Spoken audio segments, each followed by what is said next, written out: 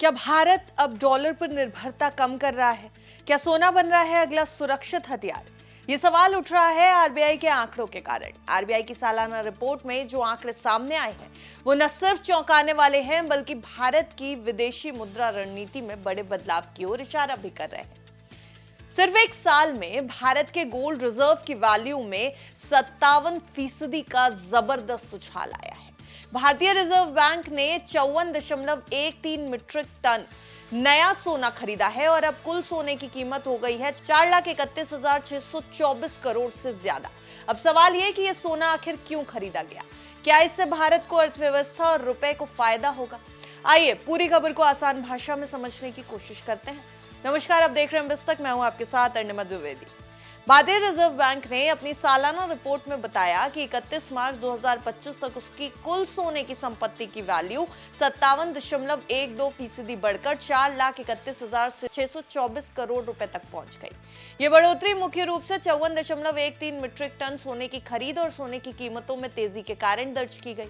RBI के मुताबिक 31 मार्च 2025 तक रिजर्व बैंक के पास कुल 879 मीट्रिक टन सोना मौजूद था, जो 31 मार्च 2024 को 822 मीट्रिक टन था। यानी पूरे साल में बैंक ने 57.48 मीट्रिक टन सोने में इजाफा किया है। इस सोने को दो विभागों में बांटा गया है, इश्यू डिपार्टमेंट और बैंकिंग डिपार्टमेंट।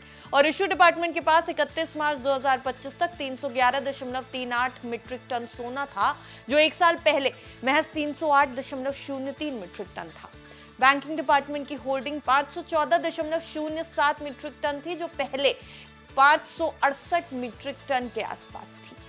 अगर हम सिर्फ बैंकिंग डिपार्टमेंट के सोने की वैल्यू की बात करें तो 31 मार्च 2024 तक ये वैल्यू 2,74,000 रुपए के आसपास थी, जो अब बढ़कर 4,31,000 के पार पहुंच गई। यानी बैंकिंग डिपार्टमेंट की सोने की संपत्ति में पूरे 57.12% का इजाफा। इस बढ़ोतरी के पीछे दो बड़े कारण बताए जा रहे हैं।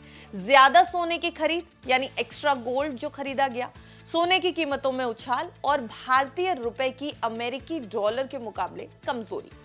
आरबीआई की रणनीति ग्लोबल इकोनॉमिक अनसर्टेनिटीज से निपटने और फॉरेक्स रिजर्व को मजबूत करने के लिए अपनाई गई है, ऐसा भी माना जा रहा है। वैसे ग्लोबल गोल्ड रिजर्व की बात अगर की जाए तो भारत इस समय दुनिया की 5वीं सबसे बड़ी अर्थव्यवस्था है और सोने के भंडार के मामले में 7वें स्थान पर है। वर्ल्ड गोल्ड काउंसिल के मुताबिक भारत के कुल फॉरेक्स रिजर्व में सोने की हिस्सेदारी लगातार बढ़ती जा रही है। साल 2021 के आंकड़ों पर नजर डालिए, जब यह हिस्सा महज 6.86% था, जो अब बढ़कर 2024 में 11.35% तक पहुंच गया। यह साफ दिखाता है कि भारत अपनी विदेशी मुद्रा रणनीति में सोने को ज्यादा अहमियत दे रहा है। अब आपको ये तो पता ही है कि फॉरेक्स रिजर्व किसी भी देश की आर्थिक स्थिरता यानी इकोनॉमिक स्टेबिलिटी का अहम हिस्सा होता है।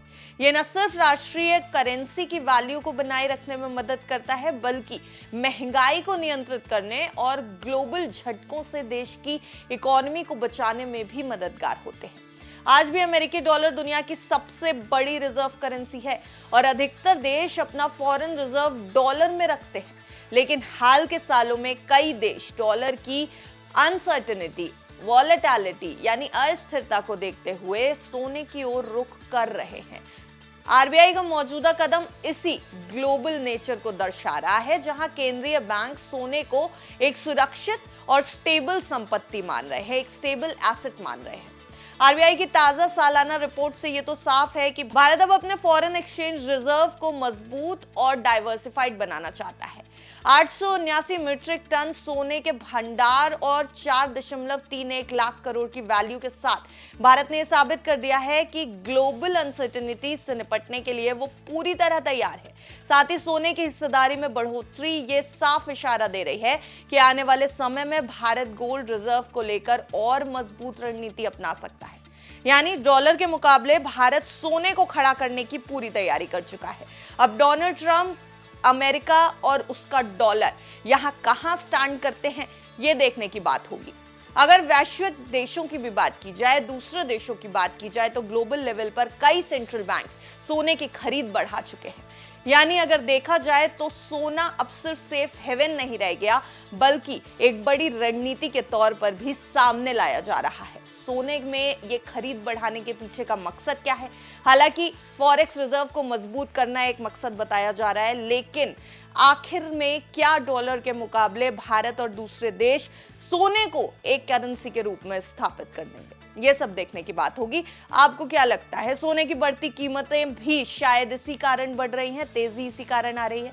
हमें कमेंट सेक्शन में अपनी राय जरूर देखिएगा। वीडियो अच्छा लगा हो तो वीडियो को लाइक शेयर जरूर करें। बिज़तक को सब्सक्राइब करना मत भूलिएगा, ताकि आप ऐसी बिजनेस जगत की हर खबर से रहे अपडेटेड। देखते रहिए बिज़तक।